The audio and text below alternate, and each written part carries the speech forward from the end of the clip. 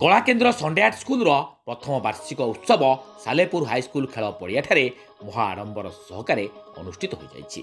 ସଂଯୁକ୍ତା ଭୂୟାଙ୍କ ସଭାପତିତ୍ୱରେ ଉଦ୍ଘାଟନୀ ଉତ୍ସବରେ ମୁଖ୍ୟ ଅତିଥି ଭାବେ ହାସ୍ୟ ଅଭିନେତା ପ୍ରଜ୍ଞାରଞ୍ଜନ ଖଟୁଆ, ସମ୍ମାନିତ ଅତିଥି ଭାବେ ପ୍ରଫେସର ଦୀନବନ୍ଧୁ ରାଉତ, ରାଜ୍ୟ ମାନବାଧିକାର ସୁରକ୍ଷା କମିଶନର ଡିଏସ୍ପି ଜ୍ୟୋତିରଞ୍ଜନ ଗୌଡ଼ ଯୋଗଦେଇ ଏହି କାର୍ଯ୍ୟକ୍ରମକୁ ଉଦ୍ଘାଟନ କରିଥିଲେ। 2 ଦିନ ଧରି ଚାଲୁଥିବା ଏହି କାର୍ଯ୍ୟକ୍ରମରେ ନାଚ, ଗୀତ, ଓଡ଼ିଶୀ ନୃତ୍ୟ ସମସ୍ତଙ୍କ ମନ ମୋହୁଥିଲା। ଆଖପାଖ ଅଞ୍ଚଳର ଲୋକମାନେ ବହୁ ସଂଖ୍ୟାରେ ଆସି ଏହି କାର୍ଯ୍ୟକ୍ରମକୁ ଉପଭୋଗ କରୁଥିଲେ।